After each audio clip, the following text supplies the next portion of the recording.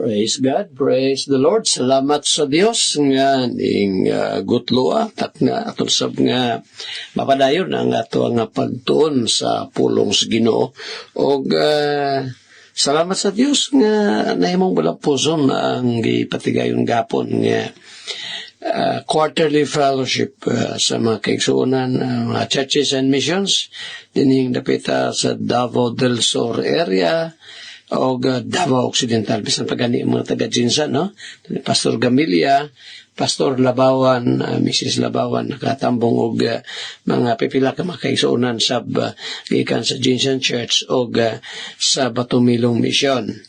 O usab atong gipasalamatan Ginoo nga ang ato sab nga mga kaigsuonan ditong dapita sa Lagumit area, sa Malita proper, bisan pagani sa mga taga Santa Maria, dis Malalag o sa aban pa natong mga kabanan ng mga churches and missions. So salamat ha sa mga speakers nga so wonderful nga mga messages God, no?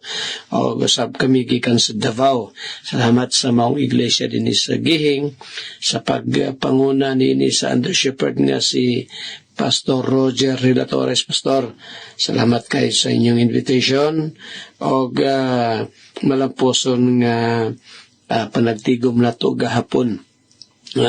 Mainitong dawat, no? Kanato sa mga kaigsuonan din is Gihing. Dako gitong yung preparasyon o salamat, no?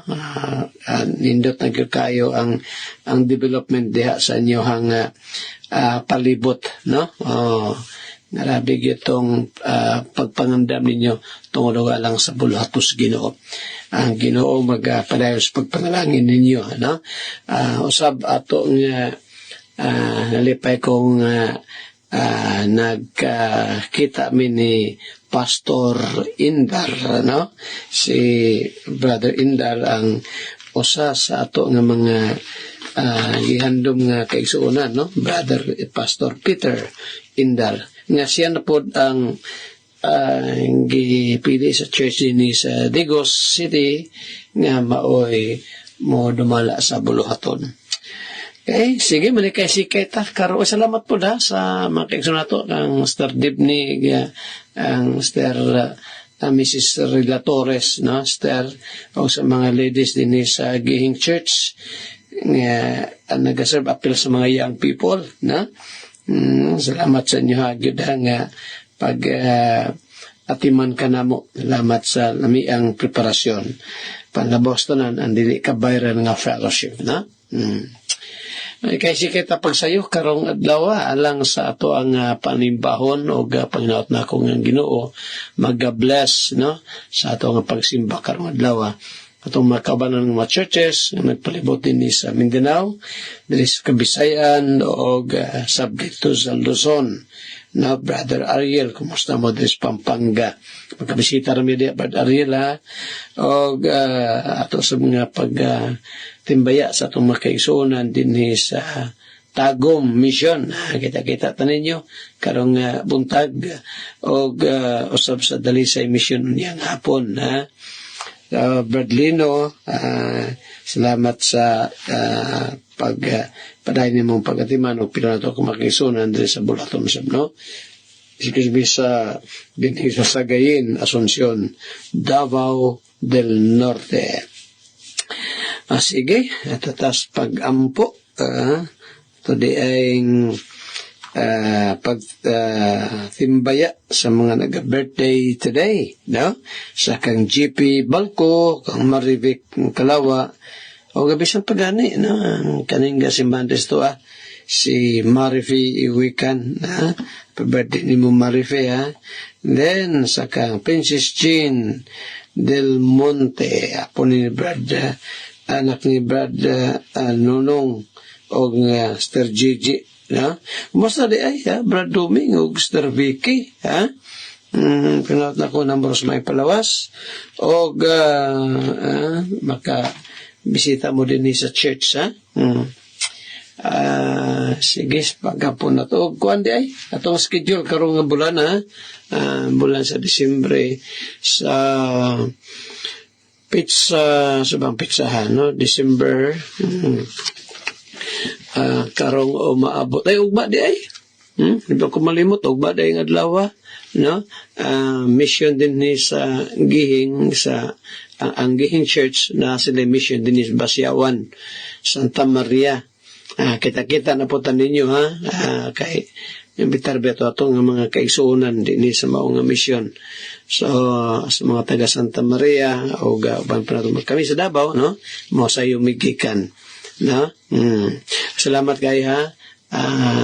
Kang Sister Didi, Gingging, o kang Bradmar, no?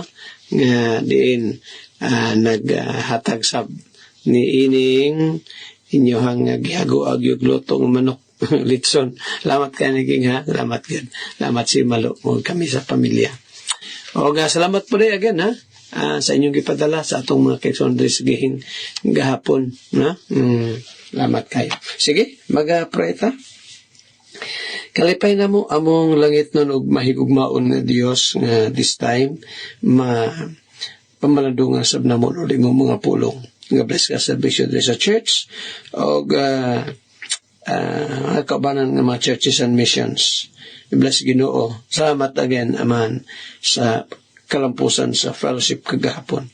Ngayon kung pagampo, nga pala nimong panalanginan ang imong mga kaiglisyahan ning dapita o kinatibukan sa Pilipinas. Bless man Ginoo again, imong mga alagad ng karong adlaw, uban magbiyahe, pag-ato dito sa mga missions and churches, even sa mga biyahesab sa Tagum, o sa Dalisay Village today, minimalo. Besab si Attorney Lembert nga mao'y mag-message sa church karong adlaw, o Brother Lyndon Sunday School. Besab sila ang mga magtudlo sa among mga kabataan, si Georgie, Sister Nia, and then bisan pagani Lord sa uban pang mga ladies sa church. Salamat sa imong kaayo. I-bless ang mga nag-birthday karong adlaw, JP Balco, kang Maribig Kalawa, sipa kang Marifiuikan, o kang Princess Jean Del Monte. Bless the Lord at pagatuigan hatag kanila. And then sa padayong pagbiyahe ni RP ito sa US at this very moment, safe siya Ginoo. Bless ang makaigsuonan dito, even sa Durang, pamilya, o gabi sa pa sila ni Christy, ang tibok ka panimalay, sa kang Brad Jaime, kang Beth, siya, o sa tibok pamilya. Bless man Lord, mga nagbalatian, even sa kompletong kayuhan ni Brad Christopher Calipsan. Father, amo ning mga pagampo, bless among bulatong karong adlaw. Amo ning pasalamat kanimo pagpunugyan. Sa ngalan ni Jesucristo nga among ginugman luwas, gisalig na mo, gitugyan kiningatanan. Amen and amen. This time, mag-aadto ta sa ato ang pagtuon sa pulong sa Ginoo. Atong abrihan, atong Biblia, diri sa Proverbs chapter 20, verse 7. Proverbio, kapitulo 20, versikulo 7. Ingon diri, ang usa ka taong matarong magalakat diha sa iyahang pagkahingpit sa kasing-kasing, bulahan ang iyang mga anak sunod kaniya. Diri sa English nga version, again, akong kitabasa ang Proverbs chapter 20 verse 7, the just man walketh in his integrity, his children are blessed after him. Ang ginapakita diri kaning word or phrase nga just man, matarong tao or taong matarong, nagalakaw siya with integrity, meaning consistent siya sa iyahang private o public nga pagkinabuhi. Nang consistent meaning kanunay or matinud-anon siya sa iyahang unsang ginabuhat, kung siya ra isa or unsang na siya sa public, na siya sa publiko, ug kaning man of integrity, kinabuhi siya diha sa pulong sa Ginoo. Iyang karakter wala ga usab, even mga panahon nga walay gatan-aw kaniya. Ug ang man of integrity, iyang ginatratar ang ubang tao fairly, honestly, ug naay compassion. Dili siya mo pili og tao nga iyahang i-treat or itratar niya og maayo. Ug man of integrity, sapod nga iyahang gina-govern or iyang ginadumala ang iyang panimalay uban sa kanang sincerity, kanang pagka matinud-anon, sincere siya, tinud-anay iyang ginabuhat, ug of course with faithfulness. So again, ang ginapasabot diri kaning integrity, nagpasabot ni og wholeness nang siyang kinatibuk ang kinabuhi. So walay pagka arong ingnon or kanang hypocrisy nga makitaan siyang kinabuhi, ug dili pud double ang iyahang character, kanang no duplicity. So ang matarong nga tao, ang just man, or a man with integrity, he does not walk according to shifting opinions. Dili siya mulakaw mag-agad sa unsa ang opinion sa laing tao. Dili siya gausab base sa unsa ang ginaingon sa laing tao, but he walks according to the unchanging word of God. Wala siya laing basis sa iyahang paglakaw sa iyang tagadlaw nga pagkinabuhi, but only or base lang sa pulong sa Ginoo. No, that is a man of integrity. So ang iyahang pagkamatarong, iyahang righteousness is grounded in Christ.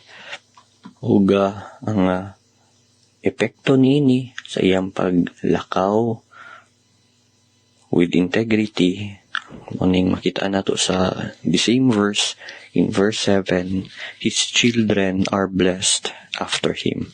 So ang blessings o sa katao nga naay integridad, dili lang mo unong antud kaniya or dira lamang kaniya, pero mo padayon kini ngadto sa iyahang next nga generation. So ang iyahang mga anak, no, are blessed o gipanalanginan because una, ma-inherit nila ang maayong pangalan sa ginikanan, labi na sa amahan, madalang apelyido. Kaduha, maka-receive sila og maayong example sa parents, no, because makita nila nga matinud-anon ang paglakaw sa ginikanan. Ug panalanginan pud ang mga bata o mga anak kay tungod magdako sila nga naay pagtudlo na instruction based sa scripture. Ug madawat nila, marip nila ang bunga sa pagkamatarong sa ilang ginikanan. No, they reap the fruit of his righteousness. Ug makitaan pud nila nga consistent, kay wala man gausab ang usa ka tawo na integridad, makita nila or ma-set nila sa example ang ginikanan. So morning mga butang nganong giingon diri sa Biblia sa ato ang verse nga gibasa, his children are blessed after him. Even ang uban nga mga tao, even mga unbelievers, dili magtotoo, maobserbara nila nga ang mga anak sa mga tao nga naay integridad mo mo prosper more than sa anak sa mga tautan. So ang integridad magabilin kini og legacy nga ang kwarta dili kini makambyuhan o mapalit og kwarta. Mao kini ang spiritual inheritance nga hantod sa kamatayon madala sa ginikanan o ngadto siya mga anak. So ang proverb nga itong gibasa diri naga-emphasize sa a powerful truth nga ang paglakaw nato, ang paglakaw sa usa ka ginikanan makaapekto kini sa future sa iyang mga anak.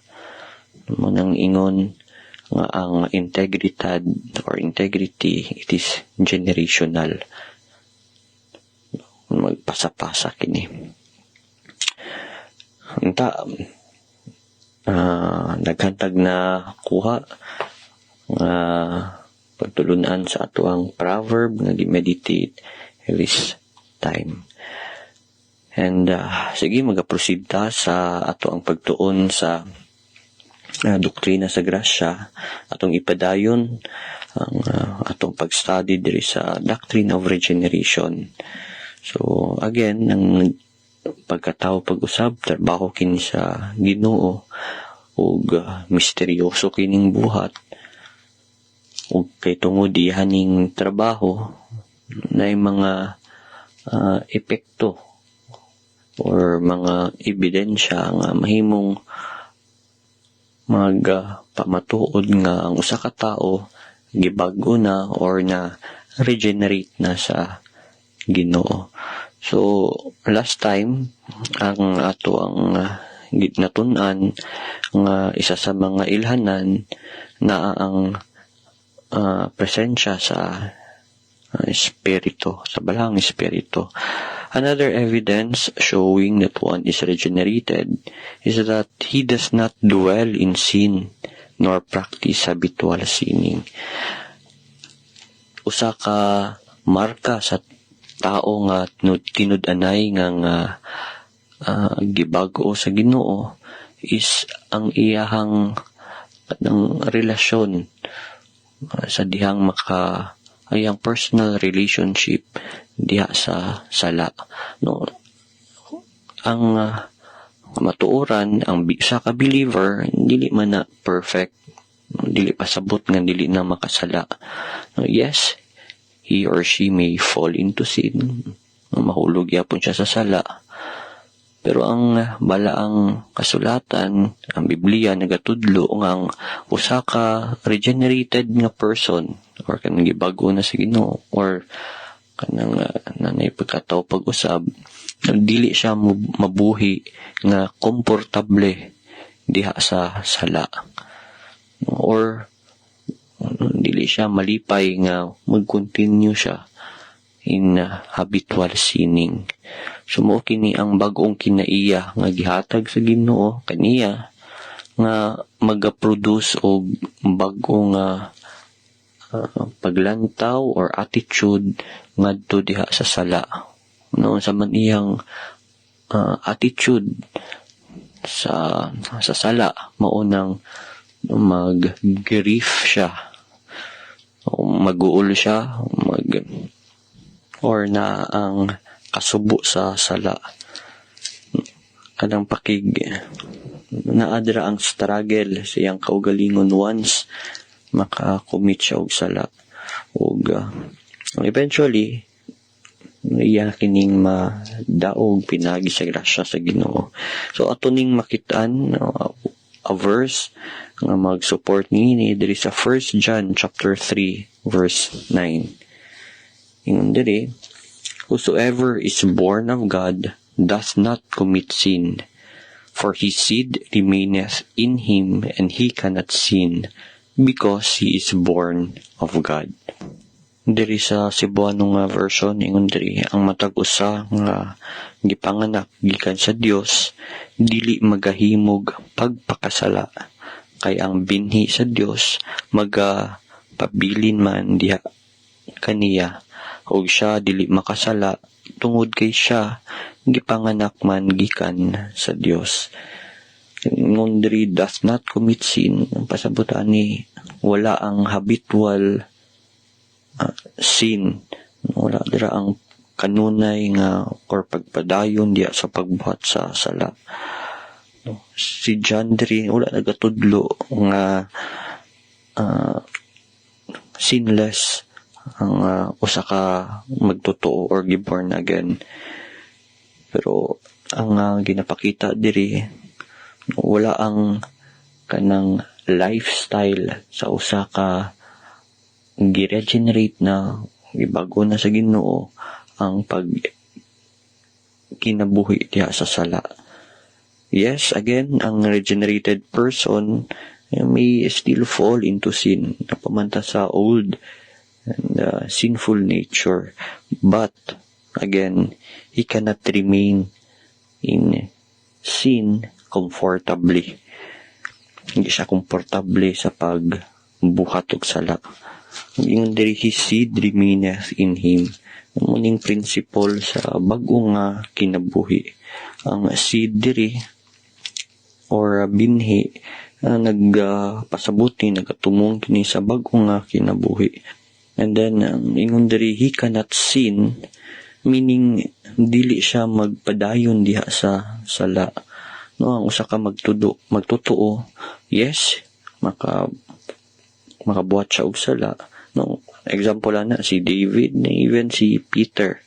But dili niya mahimong lifestyle ang pagbuhat og sala. Ug wala pud dira na kaniya ang kalipay, ang enjoyment sa pagbuhat og sala. Isa pud nga ilanan is that he cannot remain unbothered in sin. Masabot masamok jud iyang hunahuna once makakomit siya og sala. And lastly, ang usa ka gi-regenerate na sa Ginoo, dili siya kontento sa pagbuhat, kinabuhi diha sa sala. And lastly, ingon diri, because he is born of God. So ang regeneration usab jud sa iyahang kinaiya. Munang ang regenerated person, he feels conviction when he sins. Makabati siya o masakitan siya o dili siya mahimutang kung makasala siya. Ug labaw na sa tanan, dili siya maglong or magdugay diha sa pagbuhat sa sala. Sige, ato ning ipadayon sa sunod ng higayon, wala namang kitay oras. Before I end, if you are not sure of your salvation, the Bible says, repent, believe the gospel. Tuuhi si Ginoong Hesukristo, nga maulamang ang bugtong manluluwas. Kini si Attorney Lemuel Atup with Pastor Andres Atup Jr. Magaingon ang Diyos, magapanalangin ka natong tanan. Sige, maigsoon aton sab nga ipadayon ang paghiskot pagtuon sa pulong sa Ginoo atong gitagad ning mga bersikulo sa Biblia nga nagatudlo nga naagoy mga tao maigsoon nga dili chosen dili chosen to salvation, gumikan kay sa buhi pa kana bang way pagtagad sa Ginoo, hiabtan lang sa kamatayon nga wala gud, as if nga walay nagbuhat nila nga Dios nga manggaw, wala silang una na niya sa samtang buhi pa. Kana bang hilabihan ka pakita Diyos kadautan naming anak pastor na ako bitong makita sa imo tanaw ko sa YouTube kinibang mga dagkong mga presuan sa tibok kalibutan kung magisgot ka maigsunog kana bang kamang tastaw na diha gyud nayusa dito nga ang yang napatay personally Patay siya 15 katao. So, grabe, no? Himo niya na. Kaya ba, personally good ba? Si Hitler, gabi yung putong napatay. Pila ka milyon itong ipapatay ni Hitler. Pero kay, di man siya mo'y nangunay. No? Gamit man siya katong ayang mga sundalo. Gas chamber dito sa Germany o sa bang panglugan. Kanang yan ang condition ba? Kana sa mga non-religious people na. Pero din sa Biblia na ay mga taong reliyoso maigsuon. Religious, but then mga reprobates. Again, atong hisgutan ng mga taong mga sinalikway sa Ginoo. Bisag religious, bisag mga religyoso. Mabitaw na ako kanang ginabalik-balik mentioning 2 Corinthians 13 maison, versikulo 5. Nga yung pa ni Paul din ha. So siha inyong kauguling kung naabamos pagtuo. Examine yourselves whether ye be in the faith. Kana warning man na. Examine yourselves. Kaya dito po sa Korinto may soon na pwede ka mga badlungol dito. There is itong mga naisgutang versikulo. Just like for example, no? Na-mention na ito itong sa Acts chapter 13, kato si sana nga si Elimas, sana, no? Gitawag yun ni Apostle Paul, magsunog, ikaw nga anak sa yawa. Unya, na po dito magsuon sa Buhat Kapitulo 18, versikulo 6, literally, gisupak si Paul. Yato mga tao nga asamtang gawali si Paul. No, dito sa Acts chapter 18, pagbisita niya dito sa Corinto sa iyang second missionary journey. Unya, dali na po mag-ison sa unang Corinto 16:9. Ito sa ning basahong kadali ha. And then mo proceed tayo mag-ison.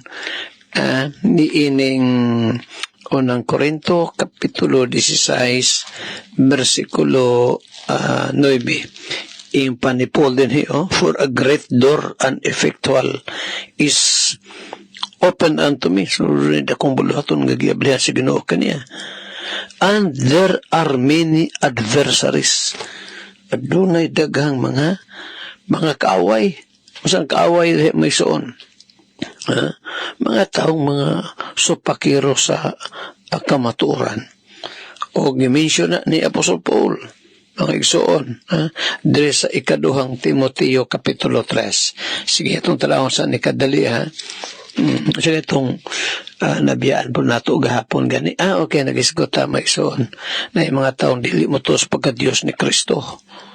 Unya, naapoy mga nagtuwa nga Diyos si Kristo Jesus, pero sa kaluwasan, sa di pa nato basahon ng 2 Timothy chapter 3. Sa kaluwasan maigsoon, gatudlo og mga doktrina nga di mao sama palitan.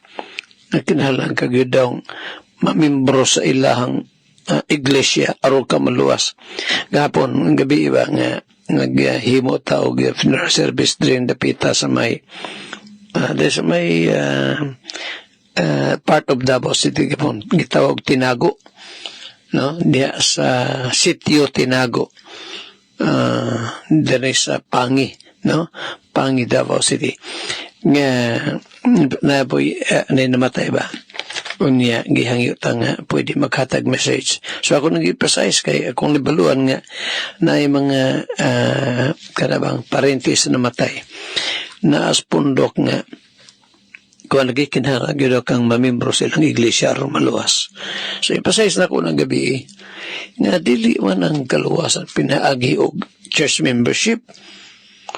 Mawita na magsuo, no? Pati daghan na mga taong gatuog yun na ba nga kinahanglan kang mamimbro sa usa ka pundok aron ka maluwas. Pero tayo mo yun, no? Ikaw lagi pastor, naamli ka sa Baptist. Tinuod na ni ako dire sa Iglesias Ginoo, Sovereign Grace Landmark Baptist Church. Ni ako din, pero man ko din manhi din aron ko nga maluwas binagi sa pundok. Una, ang akong kaluwasan na sinati na ko na diha kang Ginoong Jesucristo.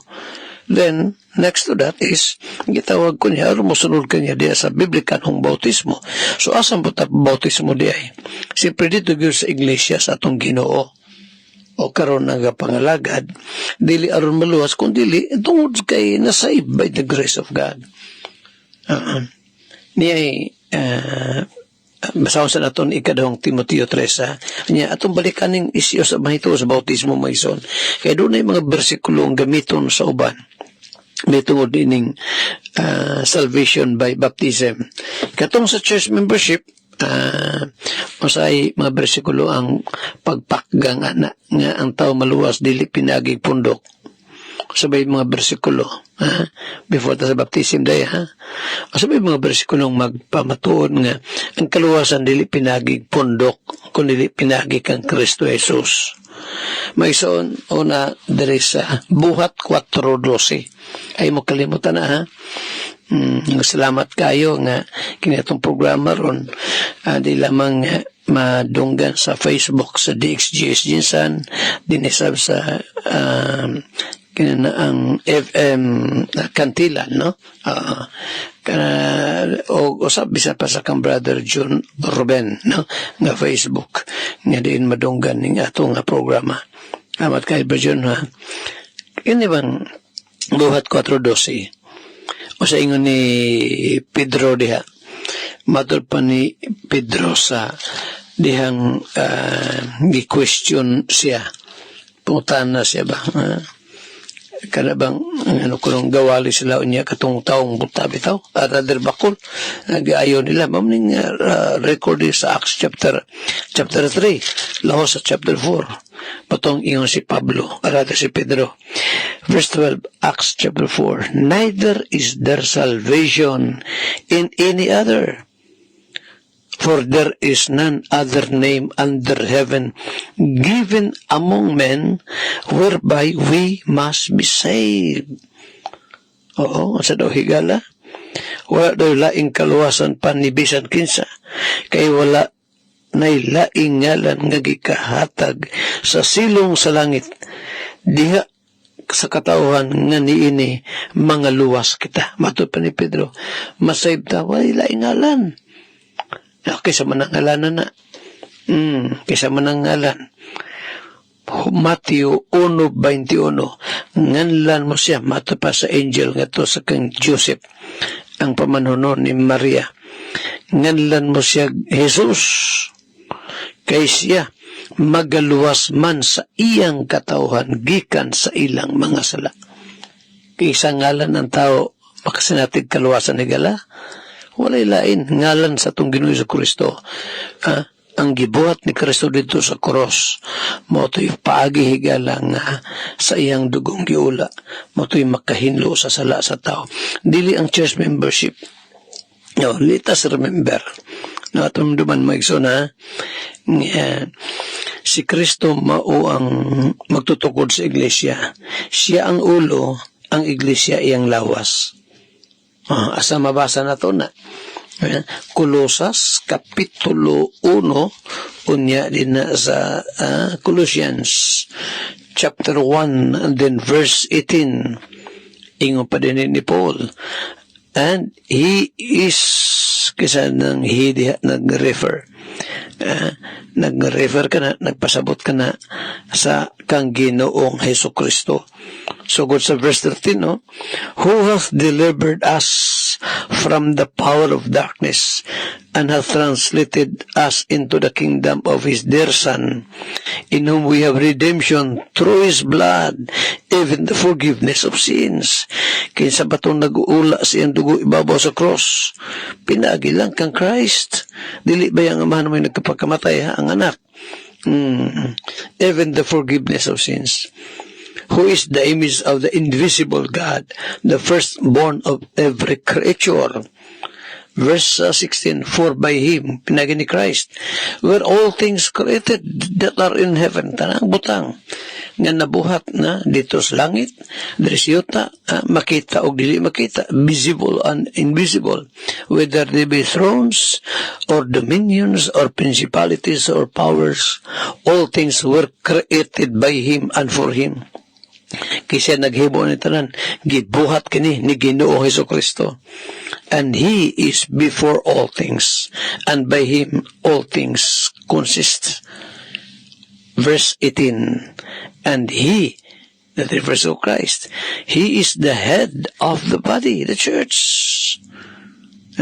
Si Kristo Jesus maigsoon, siya mao ang ulo sa lawas, nga mao ang iyang iglesia. Karon asa man ang tao mosulod aron maluwas, sa ulo or sa lawas? Kasi kay ulo, si Christ ang ulo sa iglesia. Unsa ang iglesia? Lawas. Ang pangutana ron, asa man ang tao angay muagi aron makaabot siya sa gingharian sa langit. Ito tanaw ng Biblia, ha? John chapter 10 and then verse 9. Juan kapitulo 10 versikulo 9. Matod pa din sa atong Ginoong Hesukristo. Kaisgot siya maisoon kaning John chapter 10. Nakaisgot siya din nga siya mao ang pultahan. Siyang maayong magbalantay sa mga karnero. In this verse 9, Christ said, I am the door. Ako ang pultahan. I am the door. By me, if any man enter in, he shall be saved. Pinaagi ka na ako.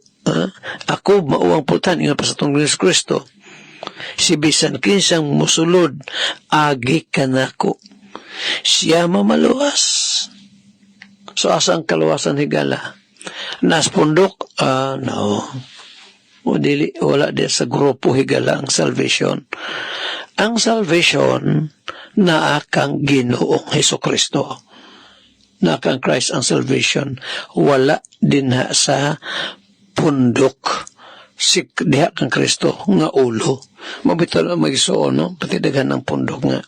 Na yung mga pundok yun nga nagtuo nga pinagi sa ilang iglesia o grupo ang tao musulod aron makasinati kaluwasan. Mabanay kitulo sa kasimbahan sa itong Ginoong Hesukristo sa mga Baptist churches, particularly ang iyang kaiglesia ng Sovereign Grace Landmark Baptist churches, mao ba na? Wala gid magtulo mag-isuon. Niyapito ko yung mga libro sa doktrina sa gibiling pagtuna sa atong mga forefathers,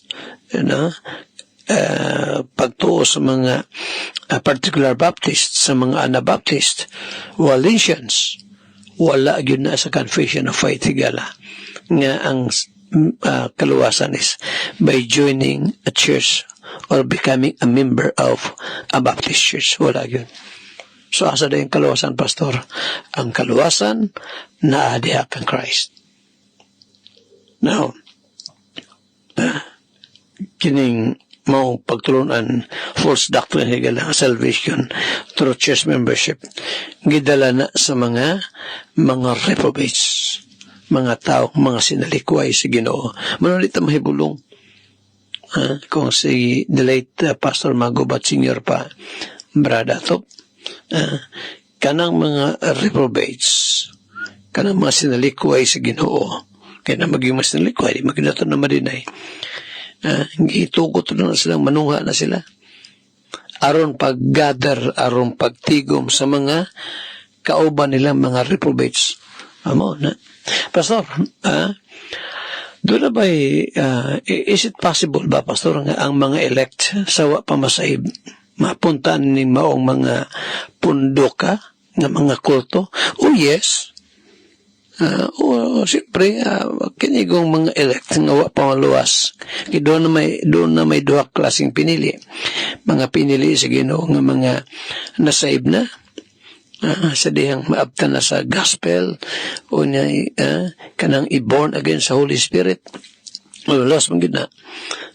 O kato mga pinili nga wala pa masaib, pangita pa sa Ginoo.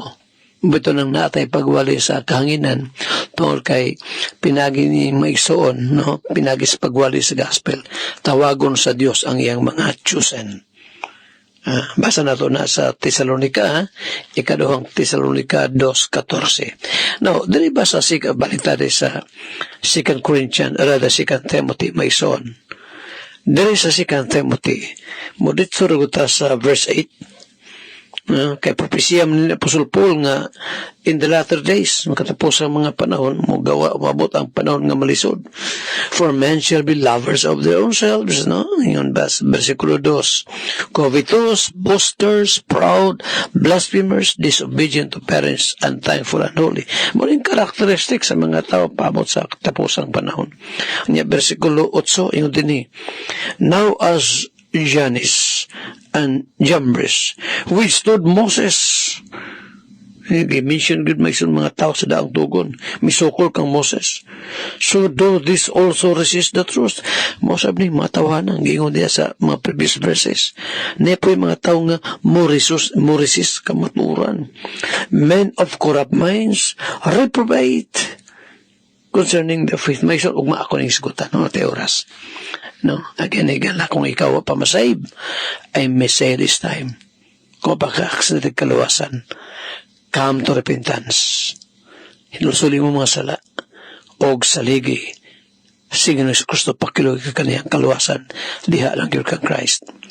Kasi natin kaluwasan nila, diha lang yun sa Ginoo. Og akong prayer alang kanimo, nga naminaw karon. Unta, iyaptan ka sa grasya sa Dios. Hatagan ka sa pagtuos, paghinulsol, o pagsaling kang Christ as Lord and Savior. O kung nasayib ka na higala, ay kalimot. Next to that is, follow the Lord in scriptural baptism. Handulog ma sa samang takna o sa samang istasyon, inyong higalas kahanginan, Andres Atob Jr.